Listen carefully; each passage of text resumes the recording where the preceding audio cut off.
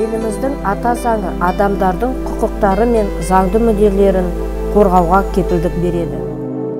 Қазақстанда және бүкіл әлемде тұрмыстық зорлық-зомбылықтың әсеріне әйелдер мен балалар көп ұшырайды. Нәтижесінде олардың психикасы бұзылып, өмірлік ұстанымдары өзгереді. Көбісі қылмыстық жолға түседі. Тұрмыстық зорлық-зомбылыққа қарсы іс-қимыл кезінде психологиялық тетіктерді де пайдаланған жөн.